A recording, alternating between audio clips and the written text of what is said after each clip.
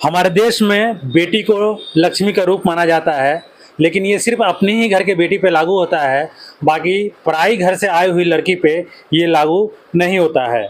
समझिए कि आप अपनी बेटी या आप अपनी बहन की शादी बड़े धूमधाम से किए हों, लाखों रुपए खर्च करके किए हों, और कुछ महीने बाद पता चले कि आपकी बेटी की हत्या कर दी जाती है, दहेज को लेकर उसको मार दिया जाता है, तो सोचिए आपके ऊपर क्या बीतेगा। हमारे साथ एक ऐसे शख्स अभी बैठे हुए हैं जिन्होंने अपनी बहन की शादी बड़े ही धूमधाम से की थी, लेकिन 2 साल भी नहीं हुए इनकी बहन को दहेज के लिए प्रताड़ित करते करते मौत के घाट उतार दिया जाता है, और ये न्याय के लिए दर दर भटकते रहते हैं। आइए इनसे जुड़ते हैं और पूरे कहानी क्या था, इनकी बहन का शादी कहाँ किए थे, किसके साथ किए थे, और क्यों इनकी बहन को मार दिया जाता है, आइए इनसे जानते हैं। सबसे पहले अपना परिचय दीजिए। मेरा नाम आलोक कुमार है और मैं धनबाद चिरागोड़ा निवासी हूँ। आपके पिताजी का क्या नाम है? अनिल कुमार सिन्हा। क्या करते हैं वो? सिविल कोर्ट में से रिटायर्ड है। अच्छा। तो आपकी कितनी बहन है? एक ही बहन थी। अच्छा। क्या नाम है बहन का? वंदना कुमारी। वंदना नाम था। तो शादी आप कब किए थे और किसके माध्यम से किए थे? वहाँ तक कैसे पहुँचे थे आप लोग? शादी हमने 22 नवंबर को किया था और इसमें मेरा एक फ्रेंड बताया था शादी.com में देख करके। अच्छा। तो एक फ्रेंड बताया था, वो ऑनलाइन ऑनलाइन देखिए, ऑनलाइन के जरिए ही अपनी बहन की शादी किए थे। देखिए क्या हासिल हुआ है, इनकी बहन को दहेज के खातिर प्रताड़ित करते करते मार दिया जाता है। तो आपने ऑनलाइन जो शादी.com होता है उसके माध्यम से आप वहाँ तक पहुँचे थे और शादी किए थे। आगे बताइए। तो 22 नवंबर को हमने शादी किए थे अपनी बहन को नवादा में, राजेंद्र नगर निवासी है, LIC ऑफिस के पास।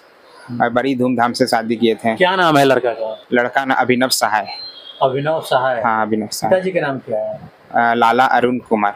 लाला अरुण कुमार। हाँ। तो पिताजी क्या करते हैं उनके? पिताजी तो डेथ कर चुके हैं उनका पहले ही। अच्छा, डेथ कर चुके हैं। हाँ। अच्छा। कितने भाई हैं वो लड़का? भाई एक ही भाई था। अच्छा। बहन 2 है। 2 है। शादीशुदा है? दोनों बहन शादीशुदा है, लेकिन बगल में शादी हुई, आते जाते रहती थी। चलिए, तो आपने 22 नवंबर को शादी किया था, फिर क्या होता है? दहेज में क्या क्या आपने दिया था? 22 हमने शादी में गोदरेज का अलमीरा दिया था, करीब 35,000 से ऊपर का था, और वॉशिंग मशीन दिया था, फ्रिज दिया था, और बाइक दिए थे।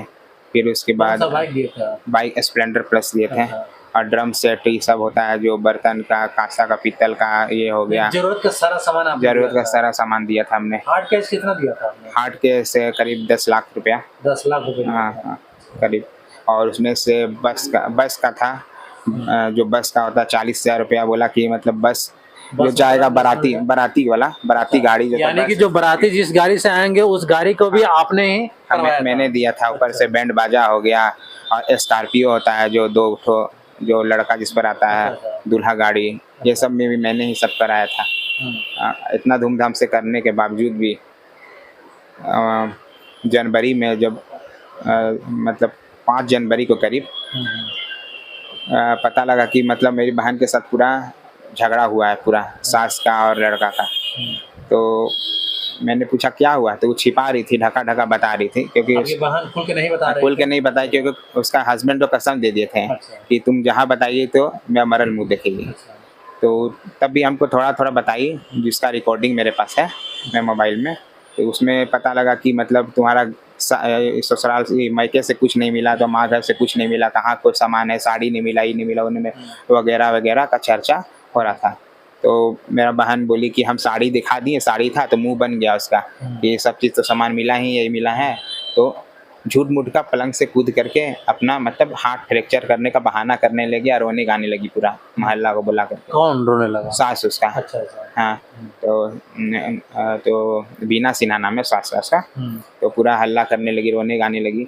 तो मेरा बहन जो है उसको 3 दिन तक उसको अपना हाथ से बना के खाना खिलाई, वो भी हाथ से कोर करके, मुँह करके खिलाई, तब भी उसको दया नहीं आया। फिर 8 तारीख को, यानी कि जो आपकी बहन की सासू थी वो गिर के हाथ टूटने का बहाना बनाई, तो आपकी बहन 3 दिन तक उसको खाना बना के खिलाई, भी हाथ से अपना मुँह करके खिलाई।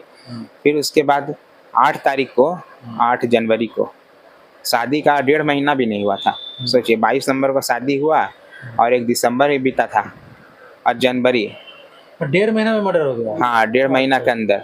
और ये जो है मतलब अभिनव जो है मतलब 29 नवंबर को यहाँ पर आया था और बहर का जो रस्म होता है इसके लिए, तो वो डिमांड किया कि वो ब्रांडेड जैकेट चाहिए। अच्छा। ब्रांडेड माउंटेन कार्लो का चाहिए। तो पापा बोले ठीक है चलिए खरीदवा देंगे। पहला पहला डिमांड किए हैं तो ब्रांडेड जैकेट विकेट सब खरीदा करके जो प्राइस था ये सब कर दिए। तो फिर उस दिन बोले कि हमको कैश चाहिए, दीजिए इतना कम पैसा ही पैसा। तो पापा बोले ठीक है और कुछ पैसा इधर उधर से मिलेगा। ये शादी की सब बात की बात है? हाँ शादी की बात की ठीक है और कुछ जुगाड़ करते हैं तो दे देंगे, जैसा कि एफआईआर में हम लोग लिख के दिए थे सबकी। तो फिर उसके बाद ये सब हो गया। फिर 8 तारीख को जब मतलब लेके गया तो मतलब उस 2 दिन में विदाई हो गया। फिर 8 जनवरी का बात है। 8 जनवरी को क्या हुआ कि अचानक बात उठ हुआ, सुबह में बात हुआ, शाम में 5:30-6 बजे तक बात हुआ बहन से। फिर उसके बाद 7 बजे कॉल आता है, बोलता है वीडियो कॉल में दिखा रहे देखिए आपका बहन बेहोश हो गई है। ये कॉल कौन करते हैं आपके? हस्बैंड की अभिनव सहाय। तो हम बोले कैसे बेहोश हो गई? बोलते पता नहीं भैया क्या बेहोश हो गई, कैसे बेहोश हो गई, सिंघाड़ा खाई थी और सिंघाड़ा खाने बेहोश हो गई। अच्छा। हाँ हम बोले सिंघाड़ा खाने से कैसे बेहोश हो गई? तो सिंघाड़ा में जहर होगा। तो बोलता नहीं नहीं भैया जहर नहीं था, हम भी खाए, मैं मम्मी भी खाई, हम लोग कुछ नहीं हुआ। तो हम बोले कि डॉक्टर पास ले जाइए। अच्छा डॉक्टर पास ले जाइएगा, कोई अच्छा हॉस्पिटल में, पैसा की दिक्कत होगा तो हम देंगे। तो बोलता है कैसे ले जाएं, अभी कोई है नहीं, ऊपर में अगल बगल बुलाना होगा, हम फर्स्ट फ्लोर में रहते हैं, नीचे उतारने में समय लगेगा, कोई आदमी आएगा तब। तो फिर उसके बाद बोल रहा है एक्सक्यूज़ दिया, गाड़ी का दिक्कत है, 4 व्हीलर बुलाएंगे तो ले जाएंगे, ये ले जाएंगे। तो हम बोले बाइक तो दिए ना, उसमें बैठा के लेके चल जाए, विशेष पर पकड़ लेगा। तो नहीं नहीं उसमें कैसे ले जाएंगे। फिर बहाना बना के 1 घंटा लेट से ले गया सदर अस्पताल में, जहाँ डॉक्टर उसको डेथ घोषित कर दिया। आपके पास जब फोन आया तो उसके 1 घंटा बाद हाँ हॉस्पिटल ले जाया गया? हाँ 1 घंटा। और वो मतलब पहले ही डेथ हो चुका, तो झूठ बोल रहा था बेहोश है, क्योंकि जो बेहोश आदमी रहेगा होश में नहीं आएगा। वो डेथ हो चुका तो उसी समय वो झूठ मूठ डर से बोल रहा था कि बेहोश हो गई है। और वहाँ जा कर के सदर अस्पताल में जाकर उसको फेंक दिया वो भी बेरहमी से। और अपनी जा कर के मतलब सेफ्टी में बैठ गया पुलिस को लेकर के कि मान ली उधर से आएगा तो कहीं मारपीट नहीं करे लड़की वाला लोग। तो मतलब पुलिस को एक तरह के पुलिस का सेफ्टी में जा कर के एक बैठ गया। उसका नाम था संजीव कुमार झा। हाँ हाँ आयु थे। हाँ उसी आयु थे थाना प्रभारी, उसी का सेफ्टी में बैठ गया। नहीं थाना प्रभारी तो आए बाद में सुबह में। आयु थे वो संजीव कुमार झा। हाँ तो वो मतलब संजीव कुमार झा बयान लिए, हम लोग लेटर लिख के दिया थाना प्रभारी का नाम से कि ये तो एफआईआर के लिए दिए। तो एफआईआर नहीं करके उन लोग जो बोले कि पोस्टमार्टम का रिपोर्ट आएगा तो होगा, यूडी केस बना दिए। यूडी केस बना दिए। तो हम लोग बोले यूडी केस क्यों बना दिए? तो बोले अभी पोस्टमार्टम होगा इसीलिए यूडी बना दिए, पोस्टमार्टम के बाद जैसा रिप होगा उसके बाद एफआईआर होगा। तो हम बोले पोस्टमार्टम का रिपोर्ट तो आ गया। तो बोल रहे अभी क्लियर रिपोर्ट नहीं आया है, भेसरा आएगा पटना से, तो उसके बाद हम लोग एफआईआर कर देंगे। ये थाना में आपको बोला गया? हाँ थाना में बोला गया।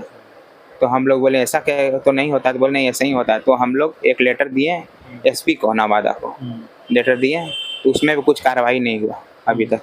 और फिर उसके बाद हम लोग आरटीआई किए, आरटीआई का जवाब नहीं आया। आरटीआई किस लिए किए था? आरटीआई किए कि भेसरा रिपोर्ट आया कि नहीं और मेरा एफआईआर हुआ भी, लॉन्च हुआ कि नहीं, जो आवेदन दिए थे तो उसका भी कुछ अभी तक जवाब आया नहीं। फिर हम लोग जो है 30 तारीख को 30 जनवरी को एक आवेदन यहाँ पे दिए थे धनबाद थाना में। तो वो लोग बोले कि हम लोग नवादा से बात करते हैं, यहाँ पर बयान दे दिया। फिर एक ऑनलाइन एफआईआर भी किए हम लोग यहाँ से? हाँ यहाँ से 0 एफआईआर जिसको बोलते हैं वो किए। तो वो बोले ठीक है, वहाँ से रिपोर्ट आता है उसका आधार पर हम लोग करेंगे। उस पर कार्रवाई नहीं हुआ। फिर एसएसपी को एक लेटर लिखे हैं धनबाद में, उसमें भी अभी तक कुछ कार्रवाई नहीं हुआ। फिर आरटीआई किए धनबाद में भी, उसका भी अभी तक कोई जवाब नहीं। आरटीआई धनबाद में किस विषय पे किया? आरटीआई धनबाद में ये कि क्या अभी तक एफआईआर दर्ज हुआ कि नहीं, जो मैंने आवेदन दिया उस पर क्या कार्रवाई हुआ नहीं हुआ, वही जानने के लिए किया। चलिए अब वापस घटना क्रम के समय में चलते हैं। तो शादी 22 नवंबर को हुआ था और आपको 5 जनवरी को पता चलता है कि पहली बार मारपीट हुआ है। क्या उस बीच में भी आपको पता चला कि आपकी बहन के साथ दहेज का दहेज के लिए प्रताड़ित किया जाता है, मारपीट किया जाता है? में होता था कुछ खाने पीने का सामान नहीं दिया जाता, देखिए तुम्हारा कुछ मिला नहीं है, नहीं मिला। हाँ थोड़ा मतलब हम लोग सोचे पहला बार शादी हुआ है, थोड़ा मोड़ा तो मतलब फैमिली में कुछ होता ही नोक झोंक। इसीलिए हम लोग उतना मतलब सोचे नॉर्मली धीरे धीरे सब ठीक हो जाएगा, लेकिन किसको पता था कि इस तरह का घटना घट जाएगा। आपकी बहन की हत्या के पीछे किनको किनको मानते हैं आप? उसका अभिनव सहाय जो है उसका हस्बैंड, उसका जो है माँ जो है बीना सहाय, और दोनों बहन। दोनों बहन। हाँ, यानी कि बहन फोन करके इन लोग के बारे में बताती थी, वो हमेशा यहीं पे रहती थी। हाँ वो तो बताती थी कि ये लोग हाँ हाँ हाँ, फोन पे बता, हाँ हमेशा हमेशा मतलब उसको टॉर्चर करते थे, ये वो करके झूठ मूठ का, फोन में बात मत करो, बाहर मत निकलो, वहाँ कोई देख लेगा, नीचे मत उतरो, मतलब घर में एक तरह का जेल ऐसा उसको कैद करके रखता था इन लोग। मतलब जैसे मतलब किसी कैदी को रखा जाता उस टाइप से। तो आप लोग का मांग क्या है, क्या चाहते हैं आप लोग? मांग यही है कि हमको न्याय चाहिए, क्या कारण से मेरा बहन का मृत्यु हुआ है, क्या कारण से, मतलब अभी तक तो भेसरा का रिपोर्ट भी नहीं आया, पोस्टमार्टम में रिपोर्ट आया कि मौत का कारण कुछ पता ही नहीं लगा है, तो इसीलिए उसको डॉक्टर रिकमेंड किया है कि मतलब उसको भेसरा रिपोर्ट के लिए भेजा जाए। तो भेसरा रिपोर्ट के लिए पटना भेजा गया है, फरवरी को ही गया है, और अभी आज सितंबर हो गया, 10 सितंबर, अभी तक कुछ रिपोर्ट नहीं आया। करीब 9 महीना होने वाला है और अभी तक कुछ अता पता है नहीं। आप लोग वहाँ पे जाके जो नवादा के एसपी हैं उनसे मिलने बात किए? एसपी को आवेदन दिए थे। हाँ, आवेदन दिए थे हम लोग। यानी कि आप लोग बेसरा रिपोर्ट का इंतजार कर रहे हैं और थाना की तरफ से जो आपको आश्वासन दिया गया था उसका इंतजार कर रहे हैं, लेकिन अभी तक आप लोग का हाँ, थाना वाला को कॉल किए तो अविनाश जो है वो अभी आई वही अविनाश है, तो वो बोले कि हम ना एक नोटिस बनवाते हैं, वहाँ भेजते हैं FSL के लिए, भेसरा रिपोर्ट के लिए फॉरेंसिक लैब में पटना में, कि क्यों नहीं आया है। तो उसके बाद फिर 1 महीना बाद कॉल किए, बोले नहीं आया, फिर बोलते हैं सेकंड नोटिस फिर बनाते हैं, फिर सेकंड नोटिस फिर बना के भेजे कि नहीं भेजे हमको तो पता नहीं, लेकिन अभी तक रिपोर्ट आया ही नहीं, टाल मटोल चालू है। दहेज में जो आप पैसे दिए थे, जो सामान दिए थे, उसको लेकर आप क्या कहेंगे, क्या लेना है वो आपको? दहेज में देखिए, मेरी बहन जो है का मृत्यु 1.5 महीना के अंदर हो गया, तो हम लोग जो इतना खर्चा किए हैं वो क्यों किए, बेकार का ही नहीं किए, तो इसीलिए हमको टोटल पैसा सब सामान वापस चाहिए, जितना पैसा दिए थे, यहाँ तक कि जो बस का जो भाड़ा दिए थे हम लोग, बस के लिए जो बस किए वो भी पैसा चाहिए। हाँ, 1-1 रुपया चाहिए। तो ये इस पे उन लोगों का क्या कहना है? उन लोग अभी कुछ नहीं कह रहे हैं, उन लोग अभी हाँ ना कुछ बोल ही नहीं रह रहे। एक बार आपने कहा था कि उन्होंने स्वीकार किया था कि ठीक है जो भी वो स्टार्टिंग में डर से बोला गया था, जब बहन का डेथ हो गया था तो वो लोग बोल रहे थे कि ठीक है जो है सब ले लीजिएगा, लेकिन जो देने का जो गहना है वो भी मतलब क्लियर करके कुछ नहीं दिए पूरा, ना ये हाथ का काड़ा दिए हैं, जो चूड़ी जिसको बोलते हैं, मंगलसूत्र चोरी करके रख लिए हैं, अंगूठी नहीं दिए हैं, मतलब करीब करीब सब सामान है ही है जितना सामान हम दिए थे। अभी तक सामान का कुछ अता पता है नहीं, और कुछ रिपोर्ट भी अभी कुछ क्लियर नहीं हुआ है, इससे हम पूरा परेशान हो चुके हैं इधर उधर चक्कर लगा करके।